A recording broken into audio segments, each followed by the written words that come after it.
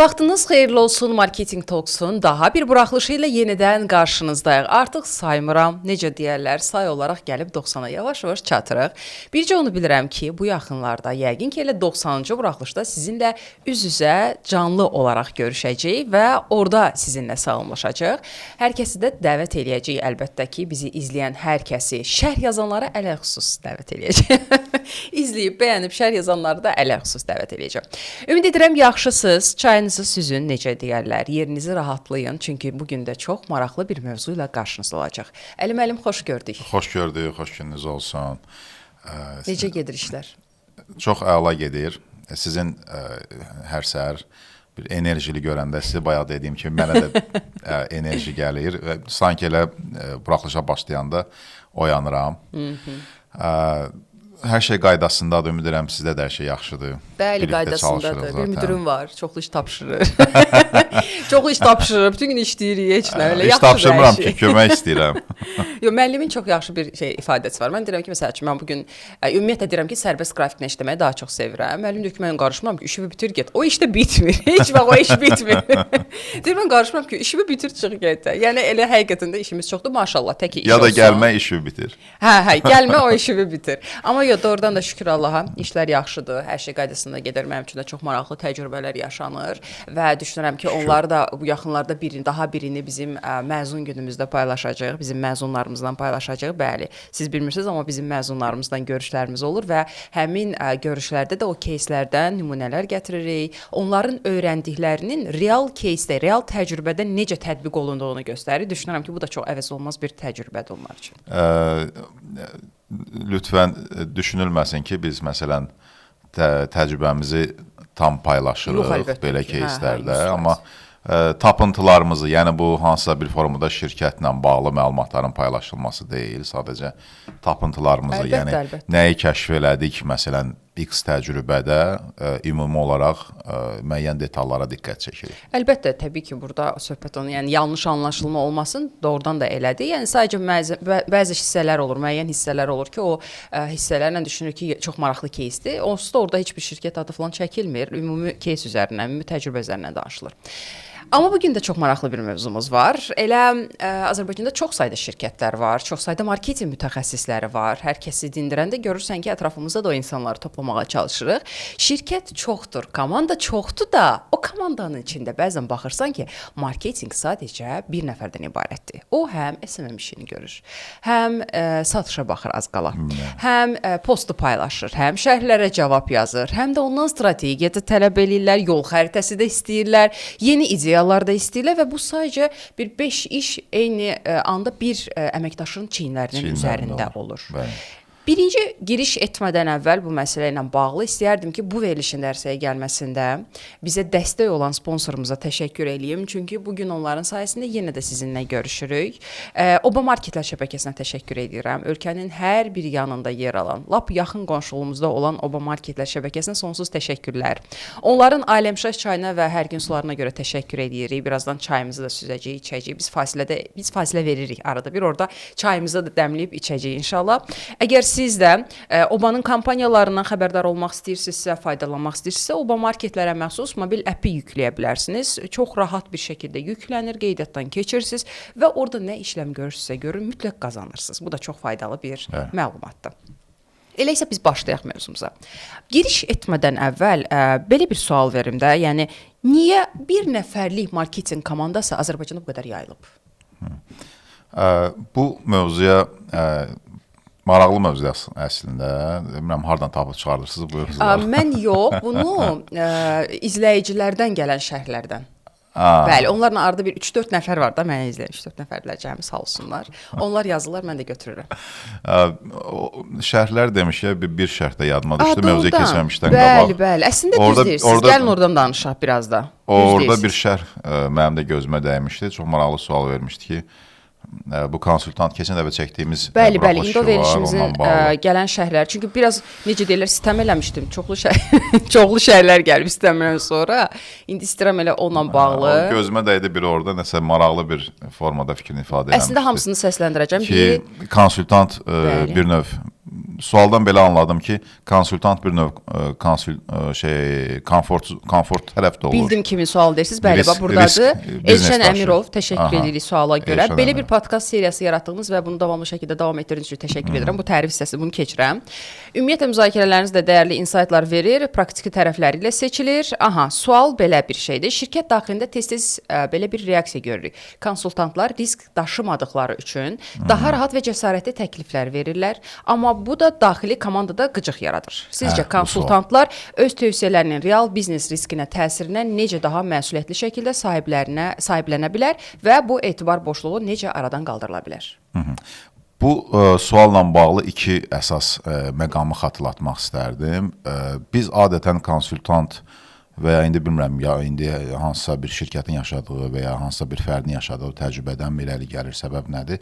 Bəzən konsultant deyəndə biz fikirləşirik ki, bu ümumiyyətlə gəlir, müəyyən bir işləri, ya tövsiyələri falanları hazırlayır və sonda belə deyək, öz fikirlərini ortaya qoyur və ona da şirkəti istiqamətləndirir, yəni bir növ vadar eləyir şirkəti ki, hə, mənim düşündüyüm məsələ doğrudur və bu şəkildə, yəni sanki proses bir tərəfli kimi görsənir kənardan baxanda. Əslində proses bir tərəfli deyil, yəni biz də sizinlə birlikdə dəfələrlə istəyir böyüklük, istəyir kiçikli layihələrdə olanda konsultantla şirkət heyəti, şirkət rəhbərliyi, ümumiyyətlə maraqlı tərəflər belə deyək, qarşılıqlı proses əsasında əməkdaşlıq edirlər. Qarşılıqlı, yəni hər bir fikir, hər bir belə deyək də ortaya çıxan nəticələr təhlildən, bunlar hamısı şirkətlə bir yerdə bir masa arxasında müzakirə olunur. Fərqli baxışlar, fərqli fokuslar bir mərkəzə toplanır. Əsas məqamlardan biri odur ki, konsultant bir növ bacarmalıdır ki, şirkətin o fikirlərini, dağınıq fikirləri bir mərkəzə gətirə bilsin və məntiqli əsaslı şəkildə gətirə bilsin. Elə olan halda proses qarşılıqlı baş verir və burada heç kim deyə bilməz ki, konsultant bir tərəfli olaraq fəaliyyətdə olur və gətirir, nəyisə verir, komfort zonada qalır, riskdən məsuliyyət daşımır. Yox, proses birlikdə baş verir. İkinci məqam isə bundan ibarətdir ki, məsələn, düzdür, məlumatım olduğu qədər Azərbaycan bazarında struktur problemi də var. Konsultasiya bazarı, bu konsultasiya xidmətləri üçün struktur problemi də var.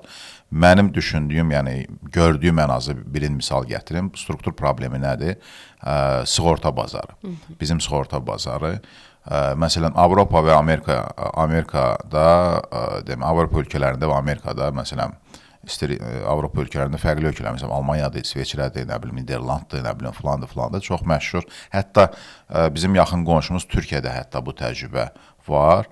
Indemnity insurance deyilən bir məhsul var, sığorta məhsulu var. Bu nə deməkdir? Bu, deməli, misal üçün, konsultant datanı, belə deyək də, datanı yanlış təhlil edib və mexaniki səhv buraxıb və bunun əsasında şirkətə zərər dəyib. Və yaxud da ki, konsultant hansısa bir tövsiyədə uyğun bir istiqamət almayıb və bu şirkətə hansısa bir formada, bilmirəm, hansısa bir zərər dəyib və s. Yəni, bu qiymətləndirilir. Birinci növbədə sığorta istənilən bu sahədə fəaliyyət göstərən, bu xidmətləri verən şəxslərin ilk növbədə bir, belə deyim də, filtrləyir. Yəni, nə qədər uğurlu keysin olub, nə qədər uğursuz keysin olub, nə bilim filan, bunların risk dərəcəsinə görə sonra bunlara bir sığorta məbləği tanıyır. Dolayısıyla, Avropa və Amerika kimi bazarlarda bu tip konsultantlar daha çox seçilir bu imkanlarla ki, yəni bu adamın arxasında əslində həm də onun verdiyi xidmətin riski sığortalıdır. Bizim bazarda bu təcrübə yoxdur.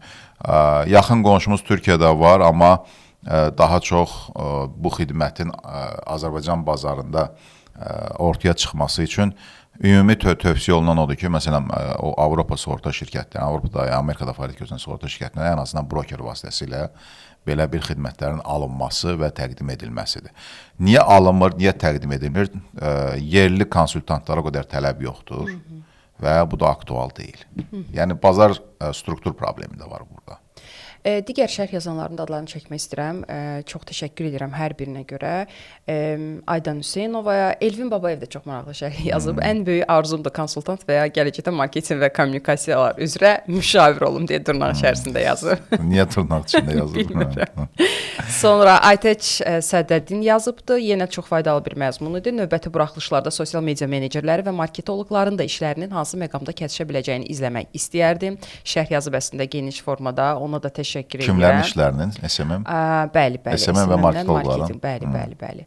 Sosial media menecerləri ilə. Çünki deyir çox vaxt bu vakansiyalarda bu vəzifələrin öhdəlikləri qarışıq şəkildə təqdim olunur. Bu da həm müraciət edənlərin hansı istiqamətə uyğun olduqlarını anlamaqda çətinlik yaratmasına, həm də bəzən insanların öz ixtisaslarına aid olmayan işləri görməsə səbəb olur. Maraqlı bir mövzudur. Əslində müzakirə etməyə dəyər. İnşallah buna da dönəcəm. Gülnarə İbrahimovaya təşəkkür edirəm. Hər buraxılış şərh yazır. Nərmin Bədirliyə təşəkkür edirəm. Sosial mediadan görürəm hər dəfə.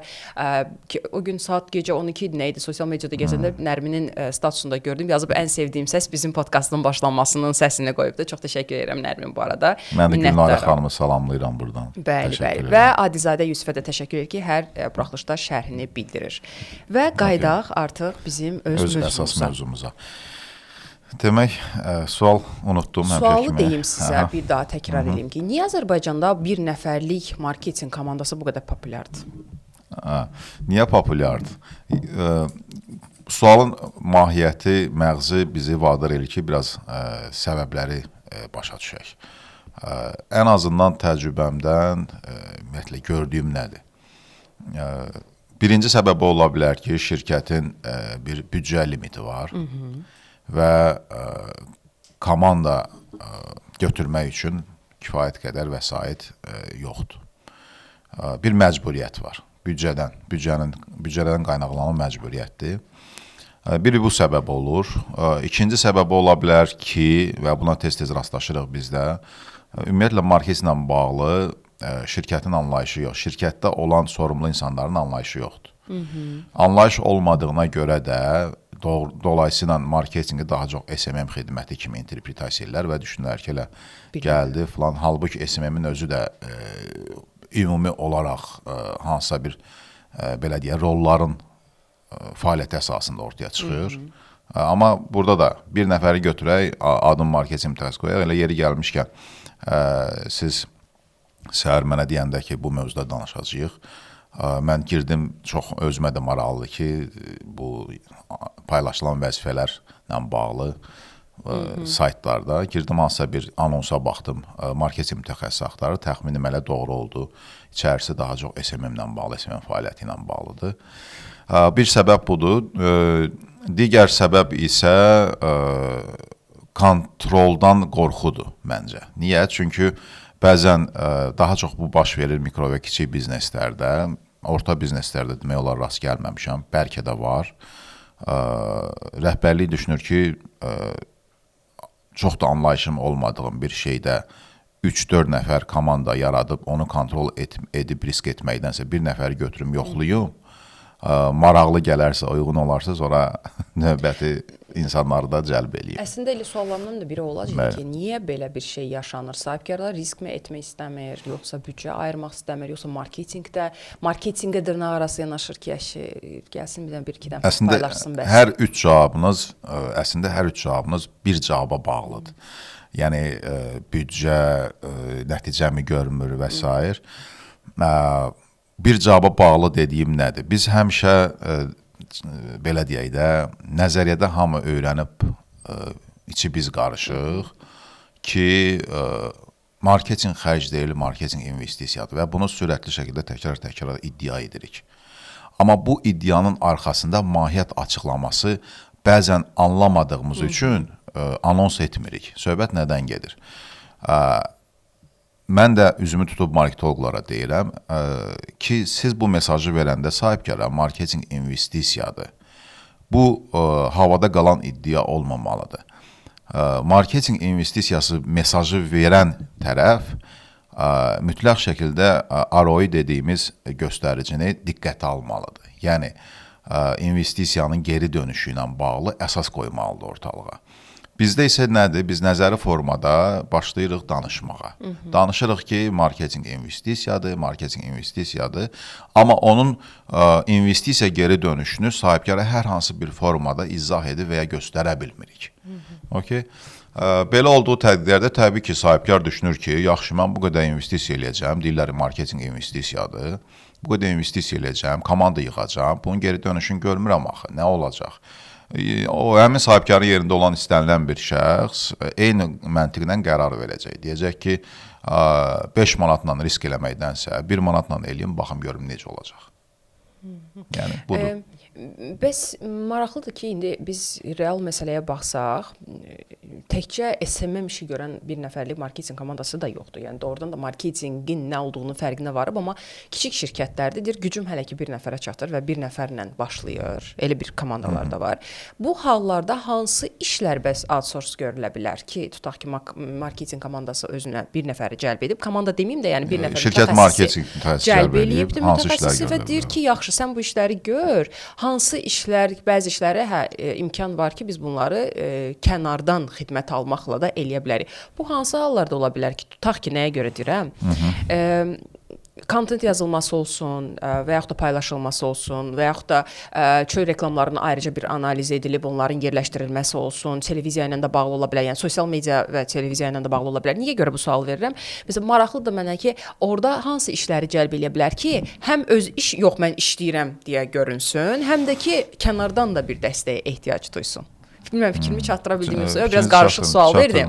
Ya özümü onun yerinə, həmin əməkdaşın yerinə qoymağa çalışıram ki, çünki kənardan gələn dəstək də o göstərir ki, mən mi yetmirəm kənardan dəstəgər, amma sənin yetməyin onsuz da mümkün deyil. Amma yenə də bir psixoloji bir məqam var da ki, mən kənardan hansı xidməti cəlb eləyim ki, mən öz işimi görürəm, burada görsənsin, amma oradakı dəstək də mənə yardım olsun. O sualınızdan və ümumi şərhinizdən belə bir açar söz tutdum. İş görürəm kimi görünüm heç olmasa. Yox, valla iş görənlər var. Yox, ümumi olaraq ki, yəni görünsün ki, həqiqətən işləyir. Bu mövzunun belə deyək də o püf nöqtəsidir. İş görürəm kimi görünüm.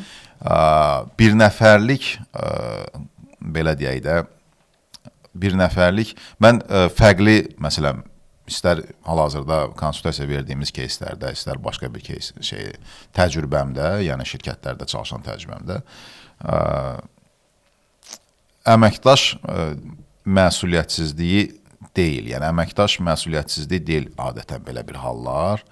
İndi outsource-a da gələcəm. Sadəcə ora keçid etməmişdən qabaq izah etmək istəyirəm o görünmək məsələsini. Bilirsiniz, bəzən şirkət işə alarkən, hələ o da başqa bir mövzudur ki, ümumiyyətlə işə almada niyə belə yanlışlıqlar baş verir, bunun səbəbkarları kimlər olur, onu da hətta xeyli danışmaq olar bu mövzuda. Amma işə alma baş verərkən qarşımıza qoyduğumuz bir, belə deyək də, bir hədəf və ya gözləntimiz daha doğrusu, gözlənti var ki, biz nə gözləyirik. Mənim özümə də çox maraqlıdır. Məsələn, bir nəfər insanı marketinq yükünü çiyinlərinə alacaq deyə götürən sahibkarların və yaxud da ki, nə bilim, HR-ların gözləntisi nə olur, hədəfi nə olur? Yəni, əgər bunun gözləntisi odursa ki, bir nəfər marketoloq ya bir nəfər SMM mütəxəssisi gəlib daxildə bir xaliqələr yaradacaq, yəni nəticələr verəcək. Bu belə illüziyadır, açığı deyim sizə. Bu illüziyadır. Demirəm vermir, amma çox limitli bir şaxədə performans sərgiləyə bilir. Mən bunu niyə deyirəm? Demək, ortalama fikir bildirmək üçün həm pis tərəfini görmüşəm, həm pis mütəxəssis görmüşəm, həm yaxşı mütəxəssis görmüşəm, hansı ki tək performans göstərir. Və bunların ortalama götürəndə bir fikir formalaşır məndə. Yəni, pis dediyim mütəxəssis, belə deyək də, öz peşəsinə, sahəsinə hörmət eləməyib, hər hansı bir formada şirin dili ilə o işə düzələn adamdır. Mən onu elə görürəm. Amma elə mütəxəssisdə görmüşəm ki, bu əslində həm təcrübə, həm nəzəri biliklərlə işinin haqqını verir və performansı ilə də işinin haqqını verir. Amma ortada sistem olmadığına görə bu adam tək belə meydanda qəhrəmana çevrilə bilmir. Hə, şirkət ondan razıdır. Şirkət görür o çapalayır və şirkət görür ki, nəsə eləməyə çalışır o mütəxəssis. Yeniliklər çalışır gətirsin, optimizasiya gətirsin, nə bilim, biliklərini paylaşsın. Yəni, şirkətə bu tərəfdə dəyər qatır. Amma şirkətin daxilində fərd və ya fərdlərin işinin performansının dəqiq ölçülməsi üçün sistem olmadığına görə onlar da bir növ, belə deyək də, desək ki, marketinqin mövqeyini müdafiə eləyir, yalan demiş olarıq. Yəni, yenə də marketinqin mövqeyini müdafiə eləməkdə çətinlik çəkirlər. Bizdə, bilirsiniz, ən çox səbəb nədir bazarda bu şayənin gəzməsinin ki, marketinq işləmir. Bu şayənin əsas səbəbi ondan ibarətdir ki, birinci növbədə bizim mütəxəssislər, belə deyim, ölçümlü, biçimli yanaşmırlar bir çox şeylərə və bunu əsaslandırmırlar və yükü əməliyyat yükünü, yəni, məsələn, bilirsiniz necə, məsələn, adama deyirlər ki, gəlin, nə bilim, vəzifələr budur, falan, hə, hamısı mən eləyərəm. Eləyə bilərsiniz bu qədər, mən çatdıraram, razılıq verərəm, nə bilim, daha doğrusu razılıq verir ki, edə bilərəm. Nəticədə nə baş verir? Hər şeylə məşğul olur, amma əslində heç nə ilə məşğul olmur. Bildiniz nə demək istəyirəm? Elə olan halda da təbii ki, sahənin adı get-gedə bəddam olur. Çünki şirkət görür ki, bu adam hər şeylə məşğuldur. Amma ortada bir şey. İşləyən kimi görünür. Amma ortada bir şey yoxdur. Birin işdən çıxarır, digərini gətirir. Birin işdən çıxardır, digərini gətirir. Yəni, nə şirkət öz tərəfində bir sistem sazlaması eləyir, sistemli yanaşma sazlaması eləyir. Bu biri tərəfdəki maraqlı tərəf olduğuna görə ki, maaş alım, nə bilim, bir işə düzəlim və s. Eybi yox, hamısını üstümə yükləyəcəklər, amma iş tapa bilmirəm, başqa cür alınmır. Və gedir, hər şeyini bilirsiniz, indi bir misal gətirim sizə, tutaq ki, özünüz düşünün, həm də izləyicilərimizə də maraqlı olar bu mövzu. Heç nə demirəm, Şəbnəm, tək bir dənə şey düşünsəz ki, A-dan Z-ə əgər marketoloqun fəaliyyətinə bir qıf kimi baxsaq,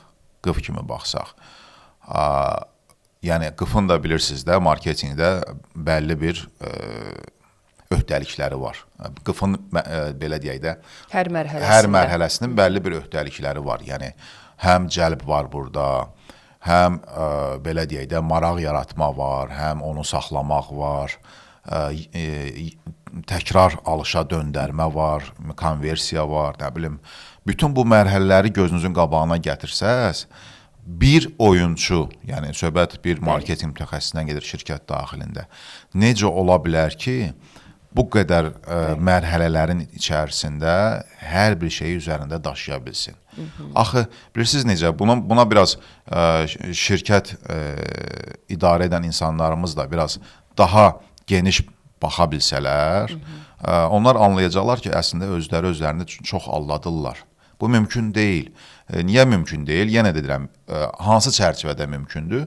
Hansısa, belə deyək, misal üçün deyim, tutaq ki, adam götürür qarşısına bir, deyir, məsələn, cəlb SMM-lə eləyirəm, tutaq ki, burada cəlb deyəndə, yəni, insanları məlumatlandırıram ki, məhsulumuz var, falan peşməkan. Amma bu cəlbin fonunda mən götürürəm öhdəlik üzərimə, məsələn, sırf bu kanaldan gələn müraciətlərin demək, emalı, ölçülməsi və satışa ötürülməsi.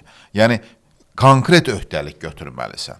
Amma sən deyə bilməyəcəksən ki, mən bütün sosial media səhifələrini idarə eləyəcəm. Bütün sosial media səhifələrinin cəlbinə doğrudan da titiz yanaşacağam. Bütün sosial mediada kontentin yaradılmasına titiz yanaşacağam. Bütün sosial media kanallarında indi mən təsəvvür edin ki, hələ marketing, hələ mən SMM-dən danışıram. Heç marketing mütəxəssisi digər media kanalları bayaq sayardınız, TV falan, hələ onları qoyun kənara. Bütün sosial media kanallarındakı kontentə titiz yanaşacağam və hətta bunların belə deyək də nəticə verib verməməsini, yəni bayaq o return on investment dediyimiz məqama qayıdıram. Yəni bu nəticə verib verməməsində ölçəcəm və bunun yəni əsaslandıracağam biznes qayı. Bu olmayacaq belə. Mütləq şəkildə bir nəfər oyuncu, bir nəfər qəhrəman bütün bu mənzərənin sadəcə səthində işləyirəm kimi görünür. Sözün əsl mənasında. Sualımıza dönmədən əvvəl başqa bir suala keçəcəm. Sonra o çöl xidmətləri ilə, kənardan alınan xidmətlərlə bağlı danışarıq. Maraqlı gəldi mən siz danışanda, mənim fikrimdə yarandı ki, əslində düşünürəm marketinqin nə olduğunu bilən, həqiqətən o marketinqində çalışan mütəxəssis özü-özünə tək bir fəaliyyətin mümkün olmadığını bilir deyə o iş yerində məcbur qalmasa çalışmaz. Yəni düşünün də mən potensiallı biriyəm, hər şeyi bilirəm, amma məndən gözlənilən nədir? Sən postu paylaş, oraya gələn şərhi cavab yaz, nə bilim, bir-iki dənə şeyə bax, nə bilim, postu hazırlamasına bax və yaxud da çəkilişlərə get, məhsulu ortaya çıxart, bəsdir deməklə kifayətlənməz deyə düşünürəm. Amma elə də şirkətlər var ki, həqiqətən də o istəyir ki, necəsə qabağa getsin və böyümə həllinin də marketinqdən keçdiyini bilir. Deyir ki, yaxşı da, mən bilirəm ki, bunu marketinqin dəstəyi ilə eləyəcəm. Amma adamın büdcəsi də o qədər əl vermir sahibkarın ki, getsin bir həqiqətən də öz işini bilən bir marketinq mütəxəssisi cəlb eləsin və ona desin ki, get indi sən komandanı qur, gətir. O da hardasa tutaq ki, özünə 2 nəfər əlavə cəlb eləyəcək ki, heç olmasa biri sosial mediaya baxsın, biri də digər mənlə bir yerdə başqa bir işləri görmüş olsun.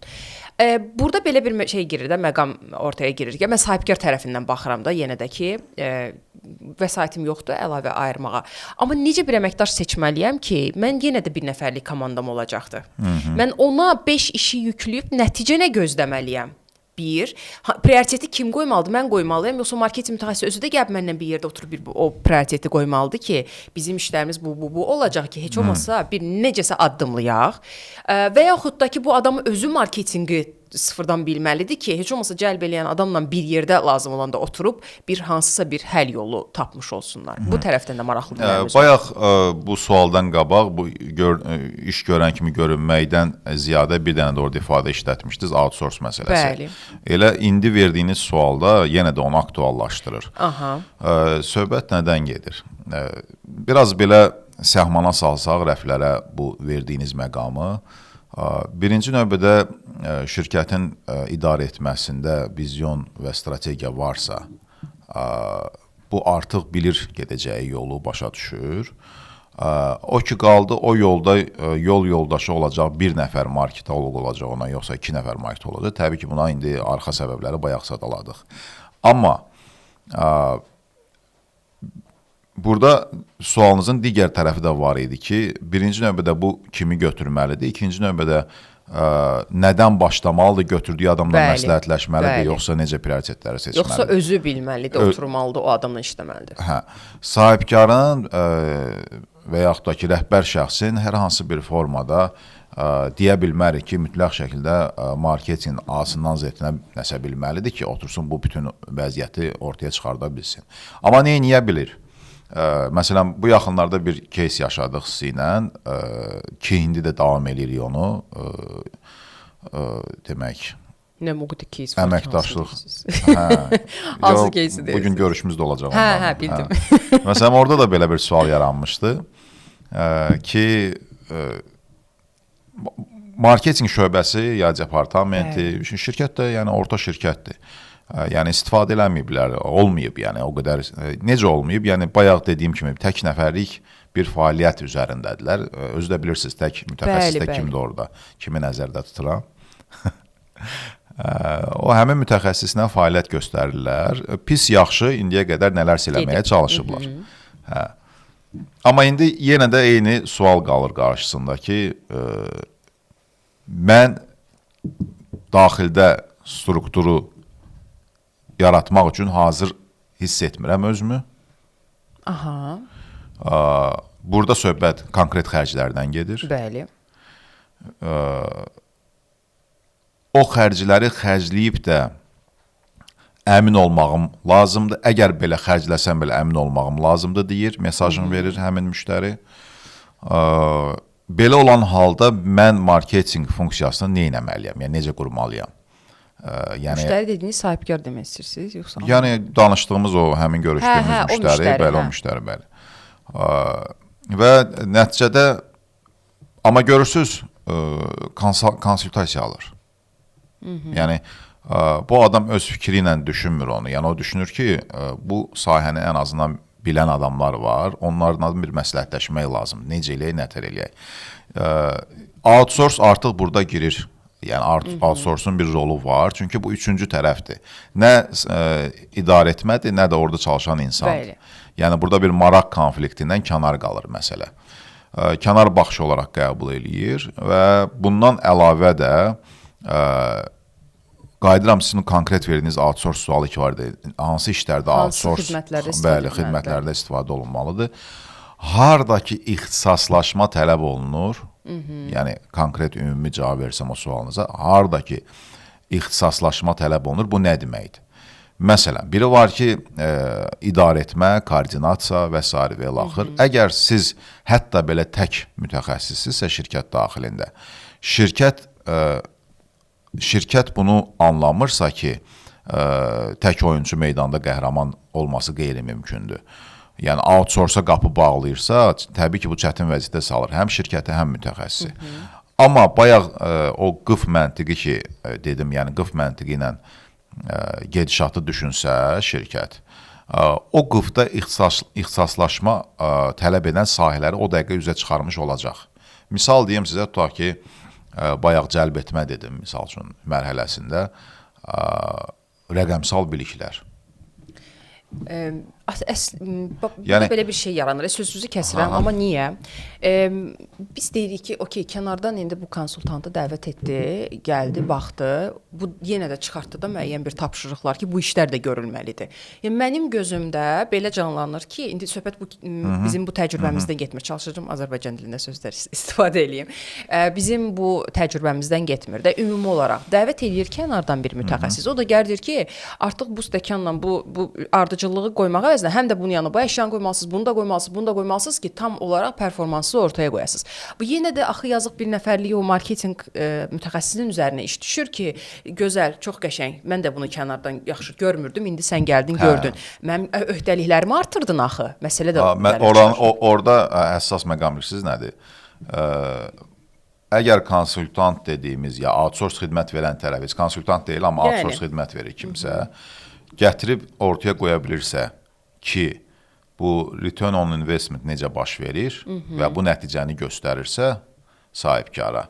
Sahibkar onu bir dəfə dadandan sonra artıq komanda yığımının qapısı açılır. Bildiniz nə demək istəyirəm? Yəni sahibkar başa düşür ki, bəli, mən bu günə qədər bir nəfəri çalışdırmışam, amma kənar tərəf və yaxud da ki, oradakı bir nəfər fərqi yoxdur, illa ki, kənar olmaya bilər, amma bir nəfər bəlkə də çox yaxşı mütəxəssis onu əsaslandıra bilər ki, bax, qoyduğum 5 manatı mən 10 manat nətər qaytardım sənə, fikrimi çatdıra bildim. İndi əgər sən mənə komanda yaratsan, 15 manat qoyacaqsan, amma bunu sənə mən, nə bilim, 75 manat qaytaracam, fikrimi çatdıra bildim.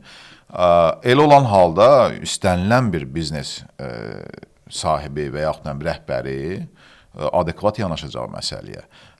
Söhbət ondan gedir. Yəni, biz bilirsiniz, məsələn də nəsə vermək istəmirik, amma tələb edirik.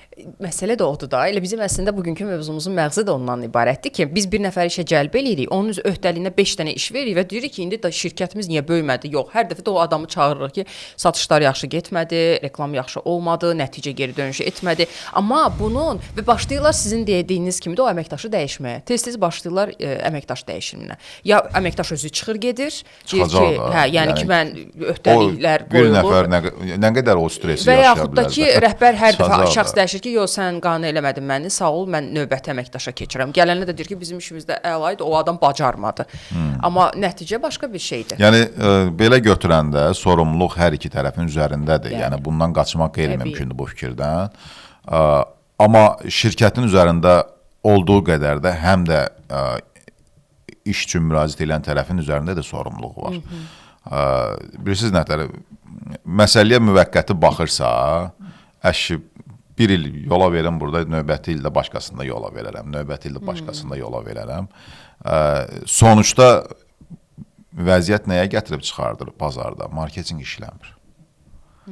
Yəni mən ona görə deyirəm ki, pis mütəxəssis deyəndə öz sahəsinə, nətər deyim, öz sahəsinə gördüyü işə hörmət eləməyən insanları nəzərdə tuturam. Yəni özünü aldadanlar, cəmiyyəti aldadanlar. Mən həmişə bu mesajı ötürürəm. Niyə? Çünki birinci məsələ odur ki, yəni bu tək marketinq deyil, istənilən peşədə belədir. Yalançı həkim də yaxşı şey deyil. Yəni o qədər xəbərlər izlədik ki, məsələn, tamam fərqli profildən də heç bir tibbi təhsili yoxdur, amma gəlir insanları bədbaxt eləyir. Ümumiyyətlə, cəmiyyət olaraq bunu bir dəfəlik anlamalıyıq ki, hər öz işi ilə məşğul olmalıdır. Yaxşı. İndi qayıdaq bir də mövzumuzla bağlı bu problemlərdən danışdıq. Məlum oldu ki, hansı problemlərimiz var, amma biraz da heç olmasa bizim bu podkast vasitəsindən dəstək. Siz elə mövzu seçdiniz ki, sarı simə toxunursunuz. Bilirəm. Mən də emosionallaşıram get-gedə. Mövzumuz da bilmirəm 2-3 dəqiqə danışıram, misal gəlir kameranın qabağını kəsir ki, 30 dəqiqə keçdi. Bilmirəm bu necə bir vaxt, sualın vaxtı anlayışıdır, mən də anlamıram. Amma biraz toparlamağa çalışacağam. Problemləri qoyaq indi kənara. Zaten mövcud olan problemləri biz aşağı Özdə indi tendensiya bilirsiniz nədir? Yəni çox təhlükəli tendensiya gedir bu. Nə bilim, nə deyim, bu ChatGPT çıxandan sonra çox təhlükəli tendensiya gedir də.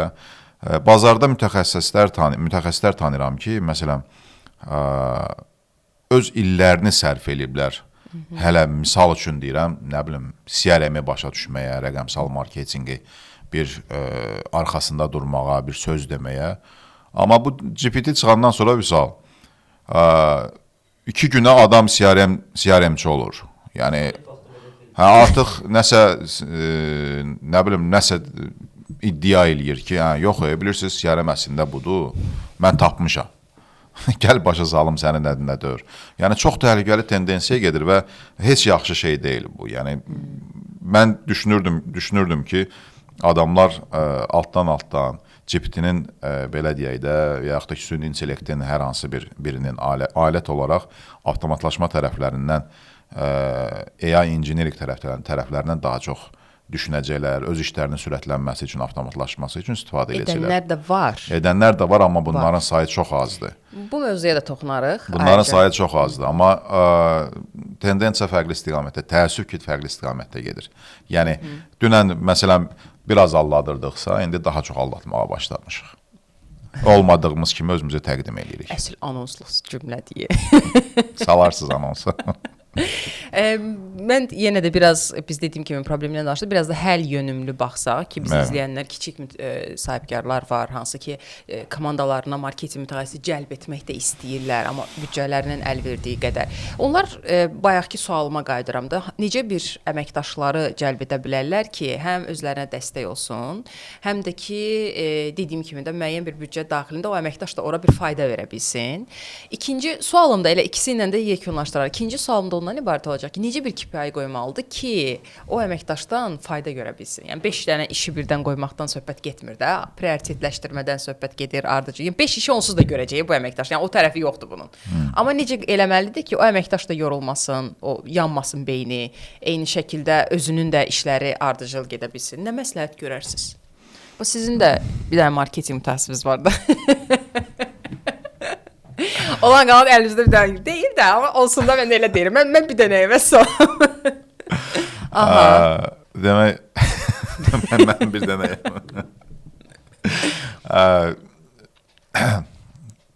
Güldürdünüz mənə. Nəysə, sualı biraz suala fokusun yayındır. Suala yaxşı, bir dənə də sual təkrar. Necə bir əməkdaş ki, seçməlidirlər ki, öz komandalarına, yəni sadəcə bir nəfərdən ibarət komanda eləyə biləcək. Yəni başqa cür alır. Başqa çıxış yolu yox. İzləyir, bizi deyir, görürəm, sizin dediyiniz problemlər məndə də var. Amma mən necə birini cəlb eləyim? Mənim də marketinqdə anlayışım aşağı-yuxarı elə necə deyirlər, hər kəs kimidir də.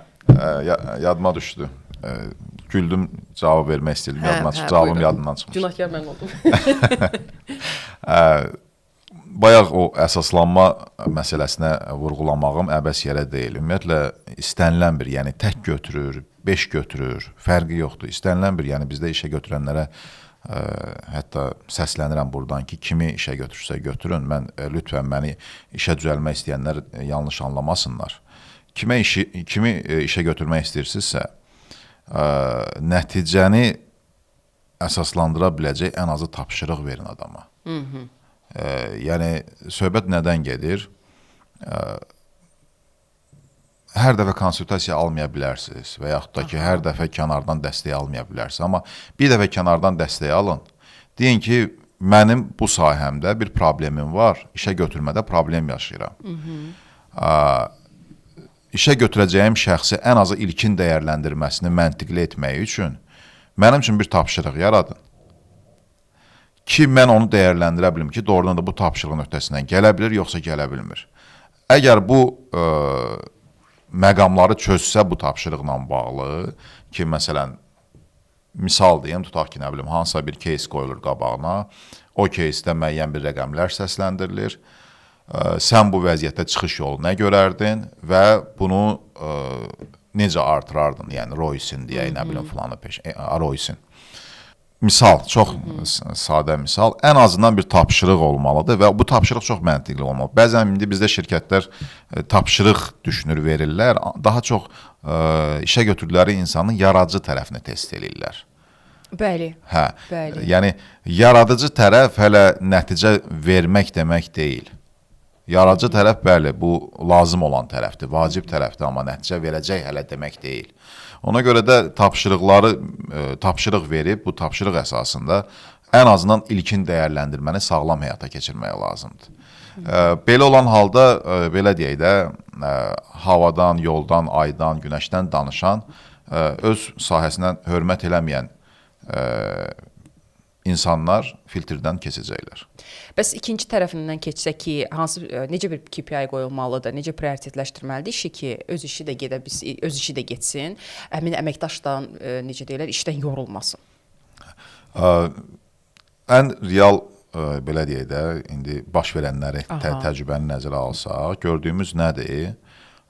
Şirkət marketinq mütəxəssisini işə götürür ona görə ki, onun satışlarının artmasına, birinci növbədə satışların artmasına, yəni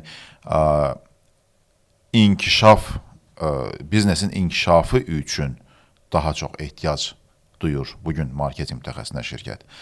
Biznesin inkişaf driverləri üzrə də KPI-lar qoymalıdır mütəxəssis. Yəni, əgər məqsəd budursa, məntiqli olar ki, inkişaf driverlərinə uyğun KPI-lar qoyulsun.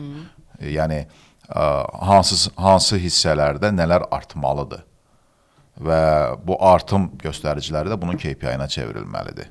Bayaqki sualın cavabında orada bir məqam var idi. Unutmuşdum, xatırladım təzədən. Çünki indi deyəndə də görürəm ki, üst-üstə düşdü.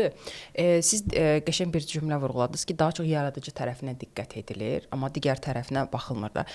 Mənim zənnimcə, burada əsas niyə görə belə bir şey olur? Bax, dediyiniz bu inkişaf drive-ın bilmədiyinə görə ki, bu hansı nöqtələrdir ki, toxuna bilərəm, nə qalır əldə olan, əsas asan, hər kəs üçün şərh bildiriləcək bir səviyyədə olan yaradıcı tərəfdir ki, maraqlı kreativ bir şey ver, həll olunacaqdır və yaxud da yox, bu kreativ deyil, yox, bu həll deyil, bu yaxşı bir variant deyil deyə yaradıcıya daha çox yüklənmiş olurlar. Burada yenə də sahibkarın marketinq biliyinin hansı səviyyədə, hansı mərhələdə olduğunu göstərmiş olur. Mən tək sahibkarın, belə deyək də, üzərinə qoymazdım bunu. Təbii, çünki bəzən yaxşı mütəxəssis də öz sahəsi ilə bağlı lazım olan şeyləri sahibkara anlatmaqda borcludur. Bəli. Sözün əsl mənasında borcludur. Çünki bəli, sifarişçi odur və sifarişçi şəffaf şəkildə başa düşməlidir. Yəni, hansı istiqamətdə nələrə ehtiyac ola bilər. Bu indi məsələnin ideal tərəfidir. Hə, yəni. İndi gəlirəm sizin o sualın bir balaca fərqli tərəfdən baxışına. Şirkətlərdə HR-ların rollandı ümumiyyətlə. Bu mövzunu məncə ayrıca müzakirə eləyək. Çox yaxşı bir məqam. Yəni şirkətdə lap elə marketinq olmasın başqa bir funksiyaya əməkdaşı. Yəni HR-ın rolu nədir? Yəni əgər HR-ın rolu CEO dedi, mən götürdüm işədirsə, bu olmayacaq.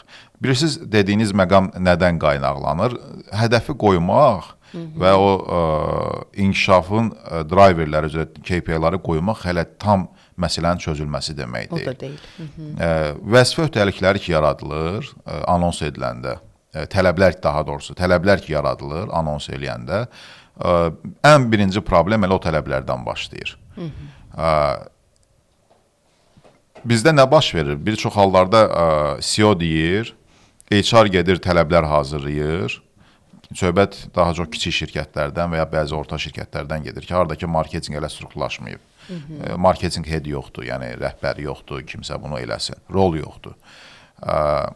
Hiring role deyilən bir şey var da. Biri var ki, işə götürən rolu var, bir də işə götürən tərəf var.